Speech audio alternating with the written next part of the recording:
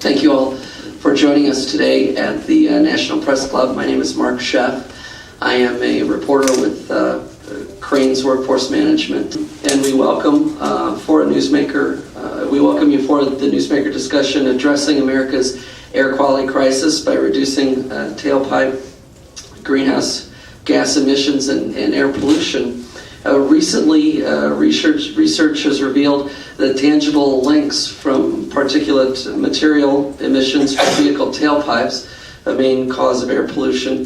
The research has linked that to serious health problems, including respiratory disease, lung damage, asthma, and premature death. My name is Frank O'Donnell with the Clean Air Watch, and thanks for all of you to come, and thanks for the invitation to be part of this. I'll try to talk more generically about the nature of the air pollution problem we have from motor vehicles today. The U.S. EPA came out with a report on air trends in this country. You might have seen that. A lot of interesting information in it, but one number that jumped out at me was that 158 million people in this country still live in areas that have dirty air that can harm their health, air that violates national clean air standards. Even though we have made some progress on some of these pollutants over the years, some of that progress has kind of bottomed out and we're not making as much as we were. This report noted that ozone concentrations nationally have dropped only by about 1% since 2001. I'm sure it has nothing to do with the current administration, but the fact is we still have a major problem. A lot of it comes from motor vehicles. Some of you may have heard there's a Harvard School of Public Health study coming out, I believe today, that is going to confirm some of the public health damage that comes from motor vehicles. One of the other things that we would like to see happen from a policy standpoint, as the new Congress starts looking at the whole question of green jobs, is to dedicate some of the green job effort to cleaning up existing diesel engines. In the energy legislation that passed 3 years ago, Congress authorized $200 million a year to dedicate money to go to clean up some of these existing diesel engines. The problem is that the appropriating arms of Congress did not follow through. And so, whereas we should have already had $600 million put into this cleanup effort, only 50 has been put into it. So we hope that a green jobs program will include a component to make up that gap. Today we are hoping to bring attention to a problem, to acknowledge a problem that many of us, including myself, have been very, very slow to acknowledge or even understand.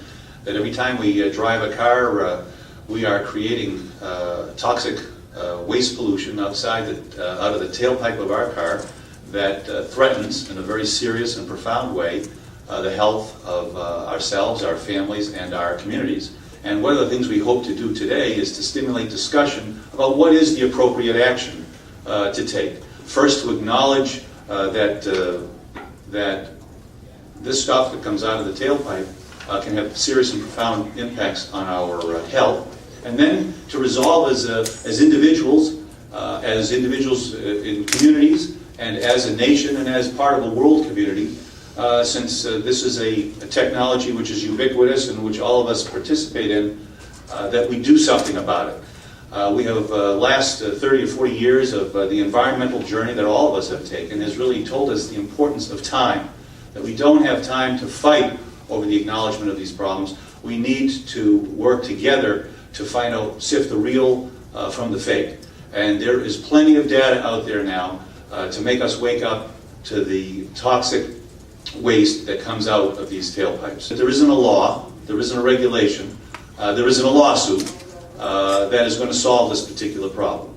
But there's not going to be any action taken unless there are laws, unless there are regulations, and perhaps even sometimes, if necessary, lawsuits in which to make sure that the problem is both acknowledged and not ignored, and to stimulate remedies. Thank you very much.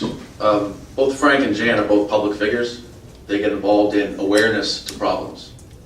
Awareness is extremely important. I represent the private sector, so what is my job? Once the awareness has been created, Someone has to go solve the problem. When we talk about solving the problem, it's difficult when you talk about legislation and the auto manufacturers to solve the problem. There are 250 million cars on the road today. All of them are emitting harmful emissions. 500 million cars worldwide. Now, if the car company woke up tomorrow and created a solution, how long would it take for that solution to take effect? It's a 15 to 20 year horizon. Our company was formed around solving a very specific problem. Basically taking diesel vehicles and reducing the particulate material pollution from diesel vehicles. We went after this technology, very noble endeavor, right? Let's try to capture the particles that were coming off cars. And we were very fortunate. What ended up happening was we developed this device. And again, when you're capturing particles from a combustion engine, the first thing you have to do is how do I filter from a tailpipe without creating back pressure and damage in the engine? Well, we solved that with our diesel technology. So all we did is take that same technology and bring it to a car. And immediately we saw that the filter material was getting filthy black. So any of these people, the car companies that say that emissions are so clean now, you can practically breathe out of the tailpipe. Well, you try that. This is the stuff that's coming out of your tailpipe.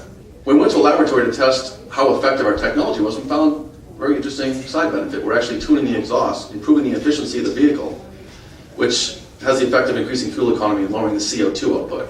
Now, before the skepticism flags stop flying up, we're doing a release today that we went to ATDS, the most world-renowned laboratory in the United States, put a fleet of 5 vehicles to the EPA 511 test protocol, which is the most difficult test protocol out there.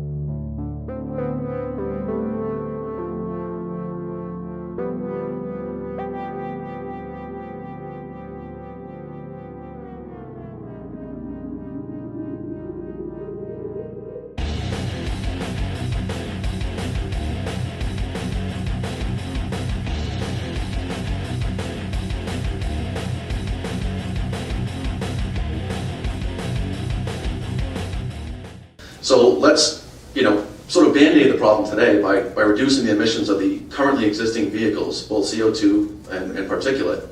And then that'll give us a little bit of time, at least, to further develop those technologies that are being heavily invested in. There are billions of dollars in venture capital money going into clean technology. That will happen. That will be a reality. But I think it's a combination of us solving today's problem and letting the car companies and legislation make it such that the problem goes away altogether.